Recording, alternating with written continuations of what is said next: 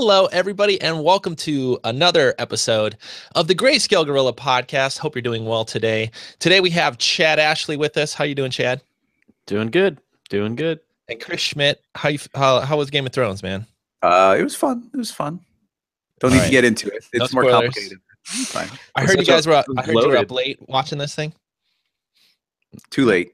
Too late. All right. Comcast went down. I didn't have internet. We had to figure it out. But I don't want to get into it. It's gonna get me all riled up. That's another episode. That's another whole podcast separate from this.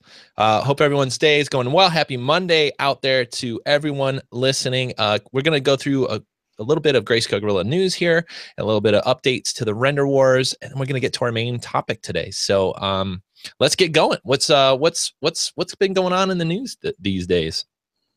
We have a lot of materials going out, a lot of new tutorials, live streams. The live stuff. I think we talked a little bit about it last week, but we're setting up basically a fall winter schedule here at Greyscalegorilla to do more live shows. We talked about our new Twitch channel over at twitch.tv/Greyscalegorilla, and we're going to set up a calendar. Hopefully by the time you listen to this, there'll be at least 1 or 2 episodes up on it. But as we get into fall, look for more episodes on our live channels, either on YouTube or on Twitch. And if you ever want to, hang out and ask questions, and you'll see the itinerary, what we have planned. We have some really cool stuff planned coming soon. And for those of you out there going, when's another Greyscalegorilla tutorial coming? Well, it's out. It's out. I think there's a couple out already by the time this is out, and then there'll be a few more coming out in the next week. So make sure you're checking out the live show stuff. We got links in the description to our YouTube channel and our Twitch show.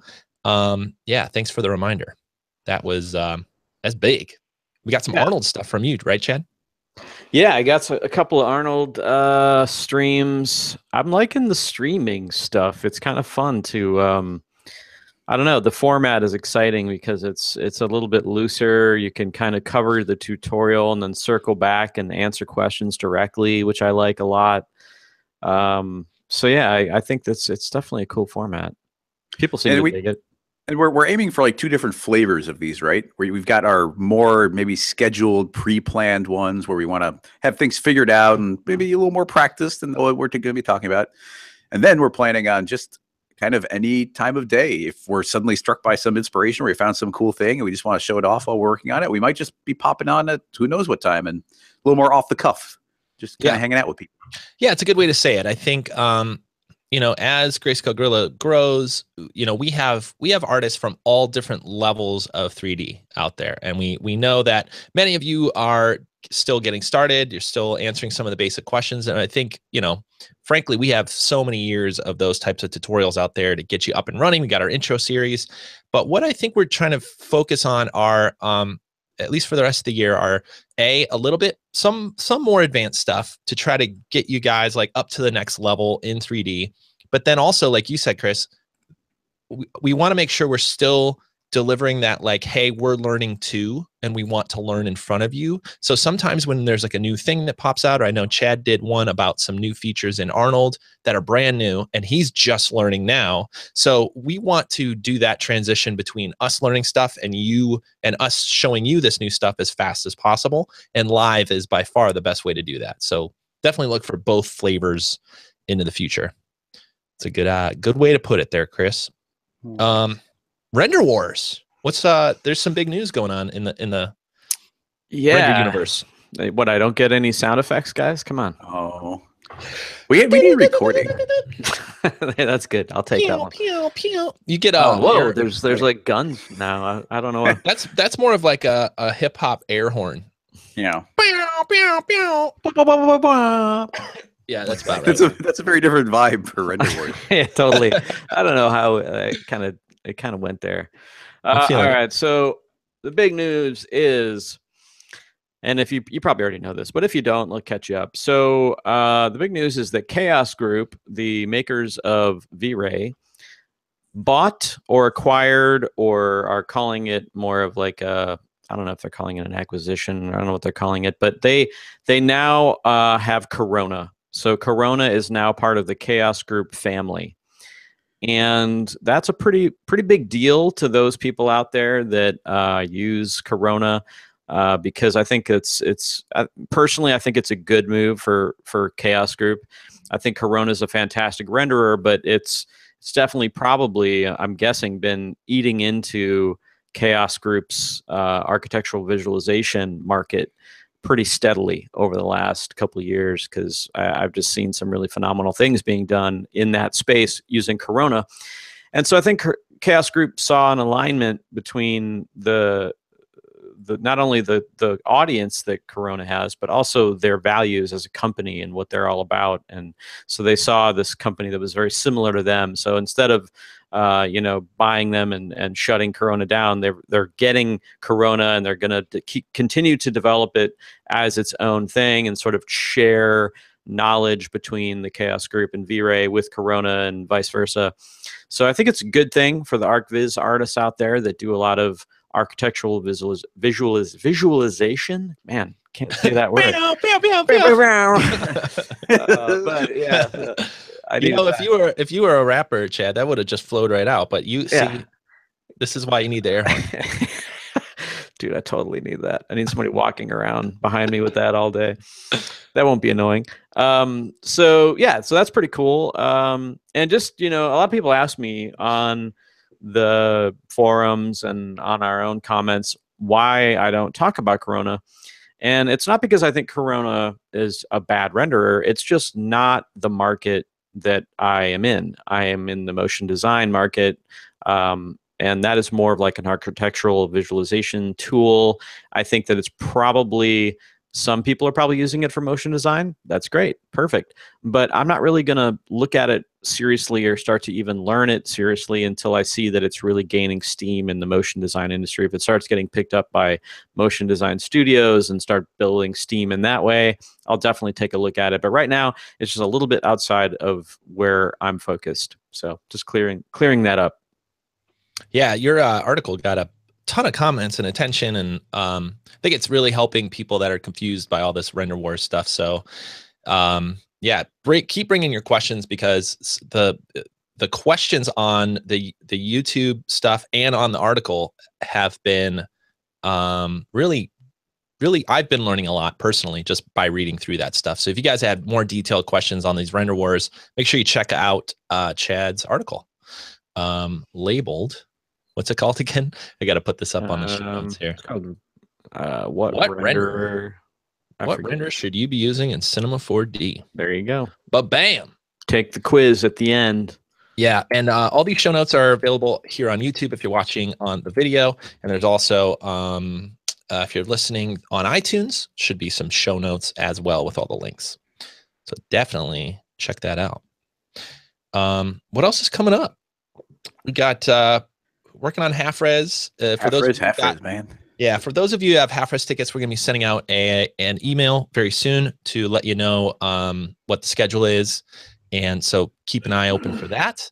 And also the who's speaking and all that stuff. It's very, very exciting over here. If you didn't sign up for a ticket, I think we are officially. I mean, we've been sold out. We thought about opening up for a couple more tickets. I'm not quite sure that's going to happen, but if you want to be on the list for next year, make sure you head on over to halfres.com and you could actually sign up.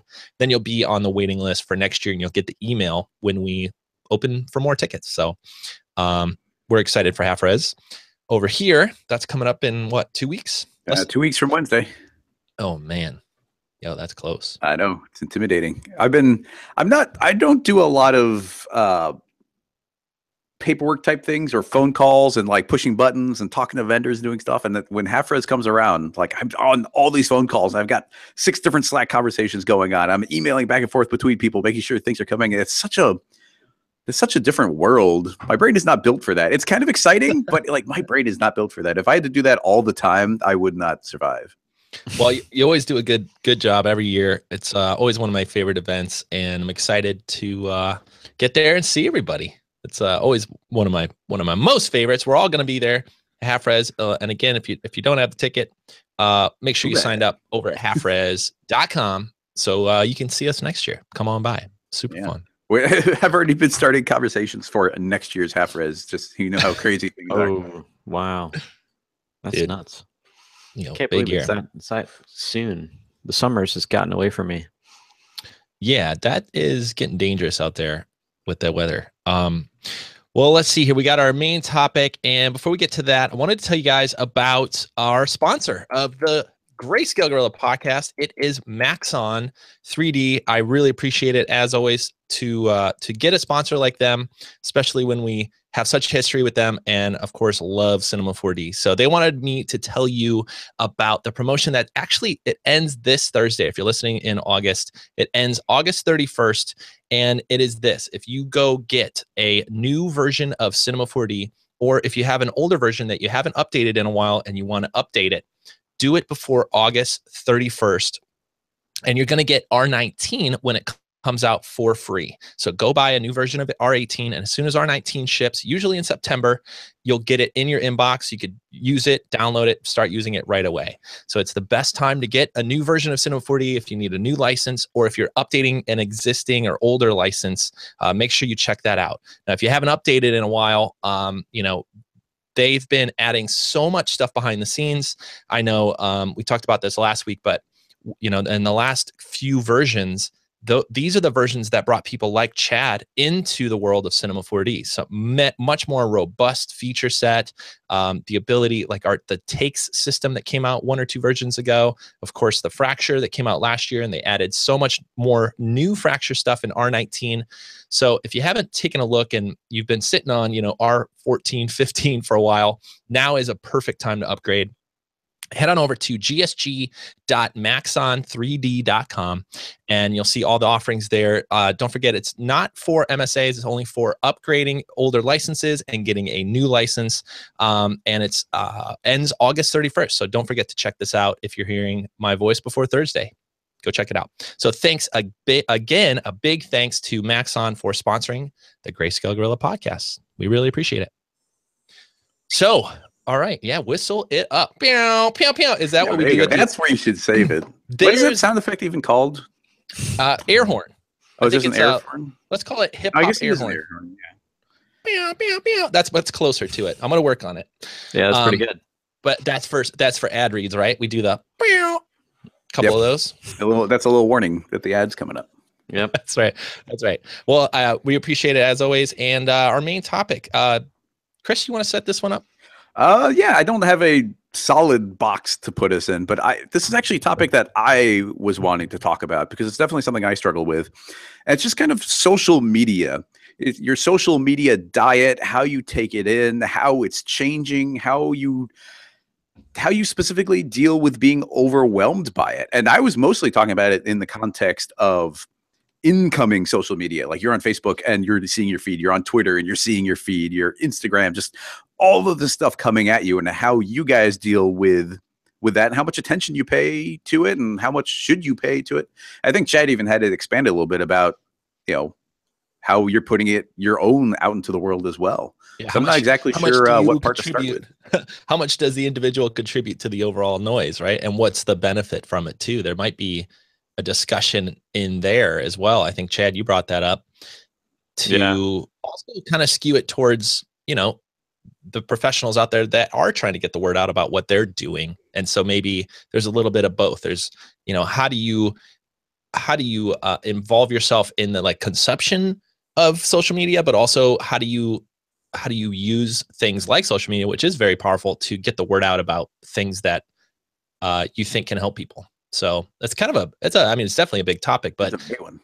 But yeah, Chris, you want to maybe talk about how you see all this stuff coming at you and how you navigate it, and then we could start to dive into at least let people know that a little bit later we'll talk about some things that you could do on social media to maybe even help you get the word out about your work, help you get a job, help you get promoted, all those kind of things. So okay, yeah. So I'm going to tell you how I kind of experience social media. I want to see if I'm weird for doing it this way or if other people do it, and ways you might deal with this, because I'm super curious. So we've had all these social media platforms. You start with MySpace, and then we get Facebook, and then we get Twitter, and then we get Instagram. Those are the main ones that I worry about anyway. But on top of that, I'm going to add Slack on top of that, because Slack is super Twitter, at this point. So the experience for me has always been, you get this cool social media platform, you jump onto it, and you're all super excited. And you usually went there because somebody had a link, and you're like, you know what? I want to follow them. I want to see the stuff that they're talking about. And you grab it, you start following them. And you jump on a Facebook, and it's like, oh, here's somebody I met at an event, and I'll follow this person. I'm going to follow this person. I'll just throw this out there, specifically on Facebook. I never went nuts on there. I would not add people unless I was pretty dang like friendly with them. If I met somebody one time, I'm not adding you on Facebook. So I think to this day, I have like 80 people on there. It's very light. I have more people in my waiting list than I have in my actual Facebook. But even that I find overwhelming. Like 80 people in there, the stuff they're talking about, there's too much stuff. You jump on the Twitter and you start following people, and then you follow more. And then this person suggests this, and you get follow Fridays, and then you get more and more people. So you're following 200 people, you're following 300, you're 500 people, who knows, even more than that. So quickly, these things become noise, and I can't deal with them anymore. And I find that what happens, and you know what, I'm going to throw YouTube in here as well. I follow a lot of different people on YouTube, and at a certain point, you're like scrolling through your subscription feed, and you're like, ignore, ignore, ignore, ignore. And what happens for me is I start feeling just kind of ambiently overwhelmed by the amount of content that's coming out. The amount of noise versus the amount of content I actually want to consume is smaller and smaller and smaller. And it gets to the point where I just kind of stop going to it. I don't check it as often. I think right now I jump onto Facebook when my phone pops up and says, you've been invited to a new event. And I jump onto Facebook. So I am almost never on Facebook. I'm never seeing people's statuses. I don't see when people's birthdays are happening. I just don't go on there because it's so much noise. I try and be a little bit more curated with Twitter, where I'm really following professionals in the industry. And if somebody starts talking a bunch about politics, or they have a baby and they start doing a bunch of family stuff, it's like, no, that's not why I'm using Twitter. So I unfollow those people. And who knows, maybe they'll come back again. And so I try and be a little more curated with that. But something like Facebook, I just started ignoring it. Something like Twitter, I'm trying really hard to curate it so I don't get overwhelmed. And then something like Instagram, I find I just end up on these waves where it's like, oh, cool, I got the stuff, and I took all these photos. I want to be on Instagram, and I'm seeing other people's stuff when I post something. And then I just kind of forget about it for a couple months. And then, oh, I jump back on. That's like I'm fully back into it again. So I'm really curious about the overwhelming nature of the stuff and how you guys consume it and how you deal with so many streams of information. Well, first off, still waiting for you to accept my friend request on Facebook. I'm hoping that maybe this is the year for me. This has been over 5 years. You've been waiting. I think, Chad, maybe you crossed the threshold. Maybe I should go accept it. I think I've hit that level. Finally crossed. But now I'm walking away from Facebook. So forget it. I don't want Chad, to. how do you? I know you're pretty heavy on Twitter. I think on Facebook too. You may post probably more than Chris does. How do you see this incoming and outgoing for you? And how does it a part of your creative career, but also your social? Well, I kind of divide up every social platform into what I think it does best, and I kind of use it for that. So for me, Facebook is just family. Basically, it's just, I very rarely will post anything work related on there. It's mostly just me looking at family members posting pictures of their kids or whatever. Occasionally I'll jump on there with some politics, but mostly it's just like family stuff. And like, if you're not a close friend or family member, I'm not going to have you on Facebook. That's just not going to happen. Twitter is just like professional, like nerding out on CG, nerding out on movies. I follow a lot of comedians because I love their reaction to live events that are happening. So that's where I do like professional and follow some comedians. Instagram is just more like whatever I happen to be. If I think I'm rendering something cool or I take a photo, it's just kind of like whatever. I'm not really super into it. But yeah, that's pretty much it for me. Like, and then I don't consider Slack. I don't consider Slack a social media platform. I consider it an instant messaging platform. I consider it like Hangouts or whatever. So whatever instant messaging platform you will use, I use Hangouts, Allo, and Slack, and that's how I use those. I don't use those in any sort of like share social media type of scenario. I'm having conversations with people there. That's how I see it anyway. But yeah, it is weird. I think that from a professional standpoint, it can be difficult for people. And also, I see differences in regions. I think in different parts of the world, Facebook is less. I think in America, at least in my circle of friends, Facebook is treated more precious and more about, you really have to know me before I let you in there, or you have to be a family member. Whereas like in other parts of the world, Facebook is way more like they'll just add anybody. Like they just have like a bajillion Facebook friends. That might also be generational. It could, yeah, it could be. No, it could. You're right, but I don't know too many people under the age of like 22 that are even on Facebook. It's just not part of the younger generation's thing. They're all, you know, on Snapchat and Discord. And let me try to add another wrinkle in here, because when I hear the word overwhelm, which this comes from an actual question, right? That we got, Chris. No, this is my question. Oh, this is your question. So when I hear the word overwhelm, my immediate thing goes to, well, just don't, like, stop using it or unfollow people or whatever, right? In a format that you decided to be on, in a format where you decided to be friends or follow people. I hear the word overwhelm and I'm like, okay, well, let's just clear things out a little bit. But then what is fighting against that is often expectations. What are the expectations that you follow someone back? What's the expectations that you respond to everybody? What are the expectations that you watch every YouTube video that you want to watch? And not only outside pressure expectation, but expectation from yourself to stay in communication with certain people or in the loop with certain things that maybe you're not as into. And that's where it can get really weird. That's where these platforms, and I'll add email even to this. It's not quite a social media platform, but it could be very overwhelming to people. And I'm definitely one of them. Email is very overwhelming to me. And it's so I guess for me, do you feel any expectation as to be a part of these platforms, or are you just kind of like, are you a little bummed that you're not keeping up with everything? Is it like, I guess I'm trying to get into what the word overwhelm means to you. Is it the fact that you want to watch all these videos but you don't have time, or is it the fact that your interests have changed and you haven't quite gone through like the mental, you know, shift of like going in and starting to unfollow, because that's a whole process in itself. You know, I'm trying to unpack it a little bit, because I think it is something that we're all bumping into with all these different platforms. And I think it does come from overwhelm, but yet expectation to follow up or to be a part of things. So I don't know, does that ring true at all? Yeah, definitely. I would almost say, like, it's interesting that Chad says that he doesn't think of Slack as a social media, because that's actually the one, I think that's the one where I just started ignoring it. I couldn't handle everything. I think I have 9 different Slack channels I'm a part of that are somewhat doing things.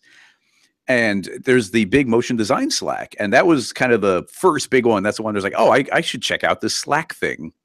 And there's just such a constant stream of stuff happening all the time. And that you don't even get a choice of who you're following. You can jump in a certain room and whatnot, but there's cool conversation happening in every room. And here's this off-topic stuff. And people are talking about music. It's like, oh, look at this cool music information. These are people who know what they're talking about with music. I want to know what that is.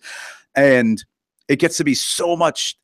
When I think back to like old days of forums, like that was very manageable. I could read every single thread. I saw everything. Too fast for you. Well, it's almost like a completionist kind of mindset where it's like, oh, like I have a handle on this because I have a complete context. But then on Slack, it immediately turns into like there's so much happening, so many different channels, and even that, like I'm on 3 different channels that have similar motion graphic-y types of conversation going on. Like I can't follow 3 conversations that are happening simultaneously about similar topics on unrelated channels. And that feed becomes so overwhelming where it's only when I can kind of jump in and I have something specific I want to talk about that I can That's kind how of you try should and use jump it. down the river for a second, I don't swim think along with it, anybody- and then get out again. I think anybody that's using Slack, and like if you look at my Slack, I've got 8 Slacks up right now. I probably am in 2 of them or 3 of them every day. The other ones I'm only in if I set up keywords. I set up keywords in Slack to notify me when keywords are said, and then I might be interested in that and I might jump in. But other than that, like when people write render wars, the air horn goes off on your You're wearing your headphones. Ah, not again. Oh, dude, that's so loud. I got to turn that down. Yeah, I mean that's what I do. I think that you can't. You have to change how you think about that particular platform, because how do you drive yourself crazy. Yeah, well, that's what I mean. It does somewhat drive me crazy. So how do you think about Slack where it's just not a variable? Well, you think about Slack now. This is easier for me because I worked in a studio with 50 to 100 different people that were all on an internal Slack. So there's always conversations going on between employees and projects and people talking about things.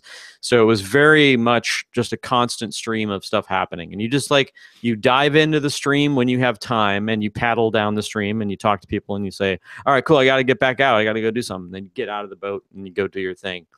And you just got to dip in and out of the streams when you have time. If you try to stay on top of every conversation that's flowing through these things, you'll go crazy. So if you're like me, it's when you have time, you'll dive in, or a keyword that you've set as a notification keyword, or when somebody says your name and calls you out, hey, Chris, blah, blah, blah.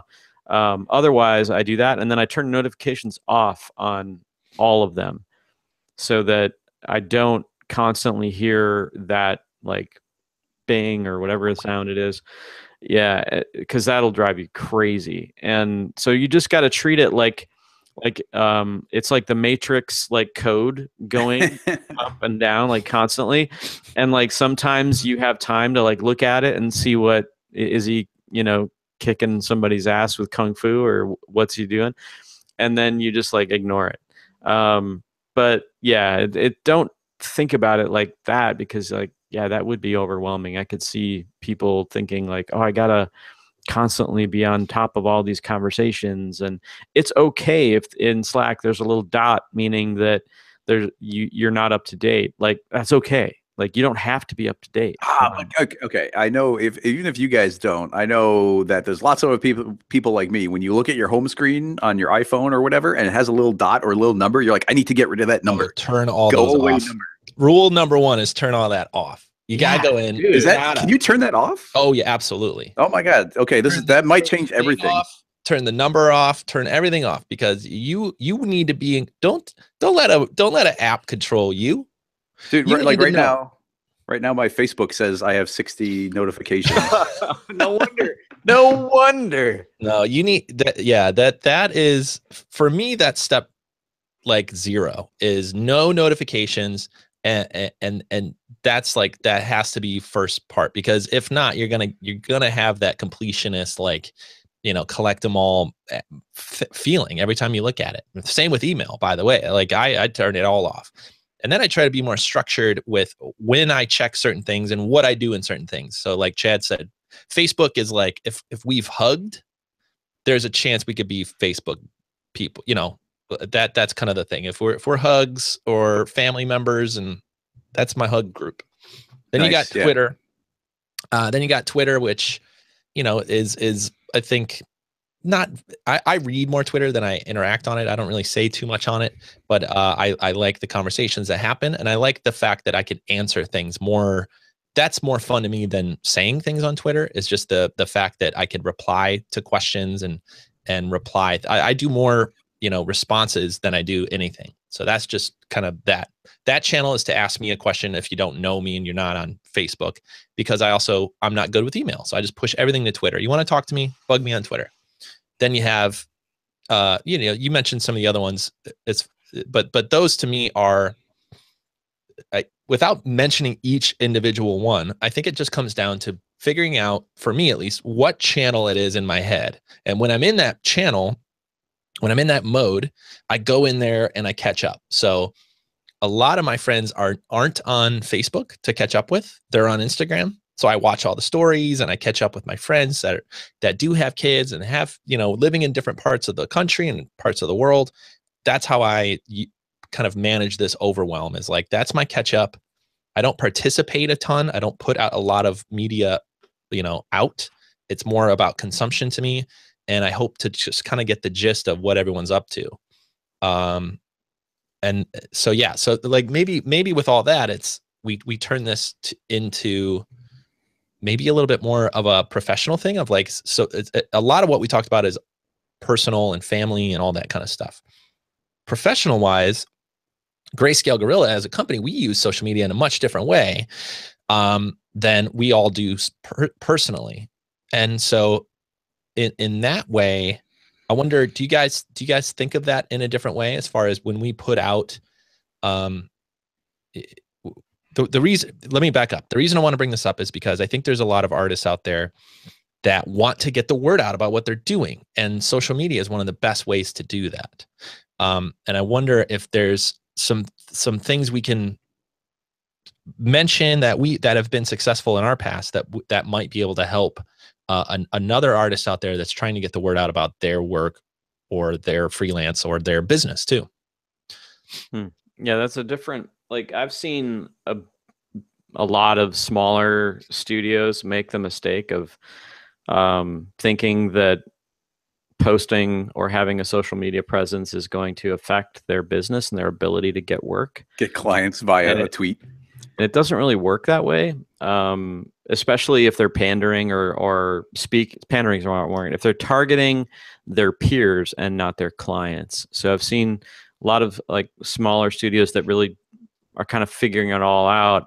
They'll make posts about their work that are specifically, the language is pointed towards other motion designers and not clients.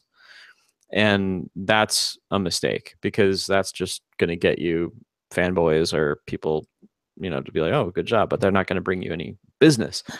So there's that kind of misconception that putting a lot of your studio's work on Instagram or Facebook or Twitter is going to bring you clients. That's not generally how it works. That's a totally different podcast, but that's a misconception. Now, an artist, I think, like if you're looking for work or maybe you're looking to improve, you're at a studio that you're not super happy at and you want to maybe step up and do something bigger, I think that it can be extremely useful, but not in the daily render kind of way, but in a way to let people know that you're evolving and have them come along with you on that journey and post updates to your reel or behind the scenes of something cool you did, and like really maintain a consistent positive output of material on one of these platforms, I think can be good for your career, especially if you're not just interested in talking about your own work. If you actually have something to contribute on a subject on Twitter, for instance, that's a good way. I know a lot of people through Twitter that I can tell know what the hell they're doing, and I've never seen any of their work, but I could tell that I bet that person's really good. And it's because they have a really strong presence on Twitter. They're adding value. They're saying things that actually mean something. They're telling people about some story that brings value to their day. Like, oh, I didn't know that they could do this, or look at this tutorial I found. And you can just kind of pick up on somebody's nature that way, I think, which is really interesting. As an employer, I never once looked at that as a criteria of anybody that I hired. I never looked at like, well, how active are they on this or that? I always looked at their work and looked at them as people and figured out if they were a good match. But I could definitely say that it doesn't hurt to have like a good, strong, positive social media presence if you're looking to get better jobs. Does that make sense? Oh, yeah. Well, I will say, if you want me to unfollow you on Twitter, all you have to do is start posting a bunch of negative stuff. It's like, and you're gone. That's the way. So I could sit right next to you on the desk, and if you're just tweeting about complaints and yelling at Adobe every time, like there's a button click you didn't like, it's like, okay, you're gone. Well, but that's the best part about social is it's unique to everybody on how you want to be a part of it. If you just want to read and not, like most people just read and not contribute, and some people contribute and never reply and look at the comments, right? Like what's really interesting about these platforms is they're not a ton of rules on how you have to engage. Engagement comes from expectation. That's why I keep coming back to this word like expectation, because if you respond to every tweet and like, or respond to every Facebook post or respond to every email, let's throw that in there, like within 30 seconds of somebody emailing you, that's a much different relationship than if they email you and you get back to them in the next 24 hours or whatever, right? Setting up expectations on how you are going to be a part of this world, social world, is a big part of it. And when it comes to the company stuff, I think that's incredibly huge. I think that's why the daily render stuff is so popular, is because it just has a really simple rule. It's going to say, I'm going to post something new every day that I just made today. And there's rules with that. And whether or not you should do that, you could listen to our other episodes where we talk about those things. But being able to tell the world how you want to interact with it is a big part of social. So you mentioned some people online that answer questions really well, Chad. Like they seem like they know what they're talking about. They answer questions. They're bringing value to people. They're, being honest or sharing technical wisdom and trying to solve people's problems. Man, that's a great way to introduce yourself into a community of people that might get you your next job or might be your next, client. Some other, like you said too, show your work, but show it in a way that is aimed toward clients and not necessarily toward other designers. I think that's a great piece of advice. Anything else that people can do on social media? I'm just thinking, I'm thinking back to my earlier years when Twitter just came out. It was answering a lot of questions. It was trying to help. That was my way. That's almost always my secret way into any community I want to be a part of is I raise my hand and I volunteer. If I don't know anything, I volunteer, right? Because you don't have to know anything to like help set up and do things. And if you do know what you're talking about, raise your hand and say, hey, this worked for me, or read this article or check this book out. This is really helpful. So those things for me are always the go-tos when it comes to a new group of people I want to start to learn or be a part of, or get, like learn about a new topic or get a new job. Like, frankly, like the how I met the people that ultimately gave me my jobs were because of, user meetups that I found out through forums online, and that was it. So I don't know, there's a spiraling topic, but I think there's something here. What else have you seen that's been successful for companies, Chad? I mean, that's tricky, man. Like, I feel like, or artists, or like, I can tell it's easier to say things that aren't successful, and do that. And I think that's really probably easier to do. I think we all agree that when a company, a studio, or whatnot has this sort of like, just like overzealous social strategy where they just feel like they need to let you know about every single thing that's gone through the studio. It gets a little like, all right, already, we know you do this work. Great. Like what, that's not, all you're doing is you're just keeping the fire going. There's no real value to that other than saying, hey, look, we still have a fire. It's still going. We're still feeding it. And I don't really think as a strategy that's going to be effective. I think that the only effectiveness that has is keeping maybe your name on people's, like, in their radar. But I think if you can do things that are more genuine, and this is something that I've learned since being at this company, it's ironic to talk about. Like, I worked at a company that was an ad agency that I didn't know anything about this stuff. And I feel like I've learned more about how to do that more effectively since I started at GSG than I did at my entire time working at an ad agency whose sole purpose was to do this sort of thing. Because everybody just does it backwards. They do it from, well, how do we get something out of this? And what I learned in working with Nick and Chris is that shouldn't be like that. It should be, how do we make something that somebody else gets something out of this? So it's that flipping upside down of the pyramid that really kind of opened my eyes. I'm like, okay, so really it's not about me telling the world how awesome this spot I made is or whatever this thing is. It's about, how can I help people be better at what they do? How can I help them learn? How can I help them, yada, yada, yada. Nike isn't, I mean, I'm just throwing Nike out there because it's just like one of the biggest companies that comes to my head, but they're not out there like saying, look how awesome we are. Look how awesome we are. They're out there saying, we want to make you run better, kick better, play better. We want to help you be a better athlete, get in shape, reach the fitness goals that you have, whatever it is, So if you start thinking about like how you approach your business that way online, like if you're a small studio and you're trying to go after better client work, whatever it is, then you just got to like start thinking about, okay, well, maybe I need to figure out how to talk to them in a way that makes more sense. Like, how can I solve problems for them? Like, that's really what I want them to know, is not that I've created this really killer render that all my other peers think is awesome. That doesn't matter to them. How well can you solve a problem for them? How well can you execute a brief that they have? That's the tricky part of how you need to communicate.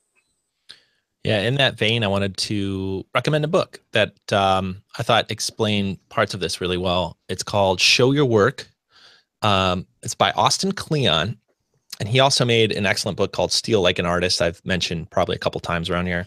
But Show Your Work is all about how you engage with people through what you're working on, instead of, like you said, just showing the final render. That's almost the least important part of the process. How you got there and problems you ran into and how you solved them, and maybe even struggles you went through to get to the final piece. Those are the things that connect with people. Those are the things people want to hear from you about. At least I think this is pretty accurate. So check it out. It's always inexpensive on Amazon. It's like $7 right now to get it. And all of his books have been really, really helpful. But it reminds me a lot of that, which is show your process and as an artist, not just your final piece, because everybody wants to hear the process. Everybody wants to hear behind the scenes. And that's almost as interesting as the final product. So I like that book. Well, man, okay, we're wrapping up. I feel like we opened up 2 jars of honeybees. Well, 1 jar of honeybees that was really gentle, and 1 jar of, like, I don't know, bumblebees, but a little bit bigger, a little bit more aggressive. And I feel like bumblebees aren't aggressive, man. Come on. Bumblebees are jerks. They're the most docile. A jar of bees and a jar of wasps. Oh, okay, man. Wasps are definitely jerks. Okay, those guys are assholes. Let's start over. Hey, everybody, welcome to the Greyscalegorilla podcast. With me, as always, is Chad. Party on, Wayne. Yeah. So here's where I try to make some sort of sense of this, and it never works. But to me, every new piece of social media, every new piece of how you interact with the world is going to come with some rules, some general rules on how you're supposed to use it, and then it's really ultimately up to you to figure out how you're going to use it. But some of the things that have worked for me in the past have been consistency. So if you're going to use it a specific way, make sure you stick with that way. And so that just means like frequency of posting and what you're going to show and the stories you're going to tell and Are you going to talk about personal stuff or are you not? So decide on those things. I think that is very useful. It's just, it's storytelling. Listen, all these things do something in common. They're just telling a story of what you're up to, what you're interested in, what your specific questions are at the time. But ultimately, it's a communication tool, almost all of these. So think about how you want to be a part of it, and stay consistent on what that is. And the times when I've been the most consistent on social media with what I talk about and how I'm trying to help, that's when I've gotten the most out of it as well. Just personally meeting people, friends, introducing people to me and my work, all that stuff. Gazoo type. And so I think this is definitely one of those where we need some feedback from you guys. Anybody? I definitely do. Yeah, Chris needs a little bit of like, how do you see this world and how do you interact with it? And are you overwhelmed? And what do you do? And for goodness sakes, everyone, turn off your notifications. Oh my gosh. Wait, I got one last little amount bit of dings. I have to go on a 20-second rant. The amount of dings that I hear that pull people away from actual conversations that they're having with real people in the real world, that they get a ding and check their phone, blow my mind. And these people are in front of you. These are meat people. These are real meat. And they're in front of you, and you could look at them in their eye and you could catch up with them. And I totally get, sometimes you got to check. Sometimes there's emergencies. I totally get it. But man, ding, ding, ding. That is a recipe for like anxiousness and overwhelm, if nothing else. So my goodness, I need a new cheesy website called Please Turn Off Your Notifications. It's probably already won. It's probably already taken. But man, that would be my #1 suggestion. Sorry to cut you off, Chris. Go ahead. No, sorry. No, that's really good. I'm on the exact same page as you on that. Like if I'm hanging out with people, like until I get like that 5th one where it's like, okay, let me make sure it's emergency. Oh, whatever. Okay, go away. Like it's just like, no, we're not doing that right now. We're with other people. I just wanted to super quickly. Oh, nice, Chad. I get it. Have you guys ever attempted? And what do you think about the social media vacation or whatever people call it, where they just turn everything off for a week or a month and they're just like, nope, none of it. No Twitter, no Slack, no email. Like, I'll see you guys in the month. Is that something that appeals at all? Yeah. I mean, if you're some sort of hippie, maybe. No, that makes sense. I mean, again, it's about expectations. It's about telling people what's going on. Now, you don't have to like go on a rant and say I'm leaving Facebook and then come back six weeks later. Oh no, that's the opposite. Yeah. I mean, whatever works for you, right? I mean, it's not like if you feel like if it's hitting a problem level in your life, then yeah, do something to take care of it for sure. I've definitely taken time off certain media, and it all depends on, how distracted I want to be. All of a sudden, Facebook seems really important when I'm trying to like distract myself from maybe like writing a really important email or something, like, oh, I wonder what all my friends are doing. And then when I'm actually engaged with something, I am like, some new Cinema 4D thing comes out or some new, something I'm really excited about playing with, all of a sudden Facebook falls away. Like who needs to do that? So for me, the vacations kind of happen naturally, but again, it's what are you getting out of this? That's maybe a good question that could answer that for yourself. What are you getting out of this interaction? Is it doing nothing but stressing you out? Take a break. I especially in recent political climates, sometimes it's like really stressing people out, and I totally get why it could stress people out, and it's totally reasonable. But you need to decide at a certain point, are you going to fire up the stress box again? Or are you going to turn it off for a week? So yeah, I think that's totally reasonable. Take a, what do you call it, Chris? A media vacation? Social media vacation, maybe? I'm not sure if there's an official term for it. Well, having one teenager and a tween, this FOMO thing is real. And FOMO? Fear of missing out. Oh, okay. It is like a huge, huge problem right now. Yeah, I feel that with kids. I'm not a tween, and I can't imagine growing up with this wiring in your brain. Oh, dude. And like constantly thinking like, oh, somebody's making plans with someone and I'm not there, or they're over there having fun and I'm not there. Like that's a huge problem with kids. And it makes me so sad because I think FOMO has always been around, but like it's amplified times 30 if everybody's only posting the most cool, exciting thing that they did that day, and half of it is just BS anyway. And then all the other kids are looking at it like, oh man, like my life's not that cool or exciting. It just sets these really unrealistic expectations that is super unhealthy. So I mean, we have a strategy at our house where there's just certain platforms they're not allowed on. And that's how we get rid of that. It's like, okay, well, you're not going to be on Instagram. You're not going to be on Facebook. You're not going to, I think literally the only one that they're allowed to be on is Pinterest. And that's just because they like to find really interesting drawings or recipes or craft ideas, things like that. But yeah, I mean, FOMO is like really scary. And like listening to some parents talk about how it's affected their kids, it's like makes it just breaks your heart. Like that they're that stressed out about what other people are doing. Anyway, that's a whole other big thing. It's tangential because I feel that on Slack more than anything else. Yeah. Because once it's passed, if that conversation's done, it's over. You missed it. But so like Twitter, it's a slow motion conversation. You could jump in a day later and have a little bit more to add to it, maybe. So it sounds like you got a little bit of FOMO. You got a little bit of the notification anxiety. And it's not super stressful, but it's enough where I'm like, you know what, I don't feel like checking it. All right. I get back from lunch and you and Nick have like it says 75 plus messages since you were here. I'm like, what? And I read through all of it to catch up to now contribute to this thing we're figuring out.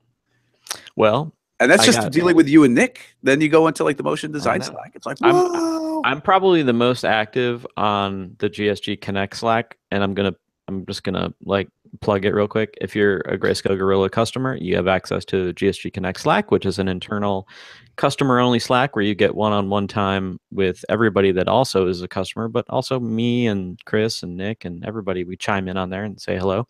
I'm on there a lot, mainly because I just really like it. But my prescription for you, Chris, is Xanax. And no medication. No? Okay. Then just stop turn off notifications and don't care. That sounds like a good big one, is turning off notifications. Notifications. And the thing with Slack for me is if you miss the thread, you almost have to treat it like you did. And then just go like, is there a recap of what just happened? Because a lot of times 72 messages back and forth all comes to like brainstorming some silly name or something. And then there's an answer that comes out the bottom. And then you could just go, hey, what was the answer to this? And you're like, so when there's a big Slack conversation, someone at the end has to put a too long didn't read for Chris. No, dude, for everybody. All you have to do, like I get sometimes the AskGSG Slack, somebody will ping me. They'll be like, I don't know, maybe Chad knows. And when they ping me, I hop in there and I'm like, okay, what are we talking about? Fill me in. Like, and then somebody will say, okay, well, here's somebody that was talking about this and that. That way, like, I mean, that's okay to say what I miss. It's okay to say what are you guys talking about, or what's this in context to. I do that all the time. Interesting. I think I would feel a little rude doing that because the information's up there. Don't feel rude. People in there, that's the whole thing about Slack. It's so fast that it's like if you pop in and say, all right, what are we talking about? They could be like, oh, we're talking about dynamics and this went wrong. Oh, okay. Like takes 2 seconds. 2 seconds. Yeah, that's fair. That's 2 seconds. I mean, if it's really complex and it's like some argument, then they might be like, well, you should go back up and read what everybody was yelling about. But usually I think it's fair if somebody calls you into a conversation by calling out your handle or whatever, then you're totally within your right to be like, okay, what are we talking about, guys? Like, fill me in. Like, that's totally that's fair. Give me the brief. Yeah. Well, as always, thank you everybody for listening. And we're looking for new topics all the time. We get into stuff like this because it's more than After Effects and Cinema 4D that helps you do your best work. And it also comes into some of these things. So we're always trying to answer the questions on the podcast that are a little bit harder to do, you know, that just require more discussion and have more gray area and a couple different, you know, viewpoints. That's why there's 3 of us here trying to do this stuff. So if you guys have something you've been discussing, here's what I want. That the last lunch conversation that you and the team had, you're sitting around the table and you're all disagreeing on something. I want in on that. I love those conversations. So if you've been doing one of those, what's the topic? What is the topic of discussion? And we'd love to jump in and kind of discuss it on our end too, because it's the most fun over here for us, and I think for you as well, when there's disagreement, when there's another way to approach it. So anything you guys been talking about or thinking about, if you're working on your own, please put it in the comments below. We love answering these questions and discussing them. And I wouldn't say we answered anything too much today. I think there's a lot of other things to think about, but that's really what all this stuff is about. The whole point of these kind of questions that have no correct answer is that you just need to frame them the right way and start to experiment with it for yourself. And that's hopefully what we're trying to do. Give you another way to see something, give you another angle at it so that you can live a more productive life, live a more creative life. That's the goal. So please put any comments or questions that you guys have in the YouTube comments down below, or if you're on iTunes, please leave us a review. You could also leave a question there and we will get those as well. So thank you very much. And if there's nothing else, we'll wrap this one up. No, just that the answer is always tacos. Oh my gosh, who's hungry? The answer is Wendy's. I'm gonna head to Wendy's. Oh yeah, it's Wendy's Day. Happy Wendy's Day. It's you got to move that to Wednesday. It's just so confusing. Yeah. Happy Wendy's Day. It makes no sense on a Monday. Tacos for Tuesdays. So let's be serious here. Coffee's for closers. And thank you so much for listening to the Greyscalegorilla podcast. We will see you in another episode very soon. Did you ever know that you're my hero? Bye, everybody. Bye-bye. Bye-bye. Bye-bye.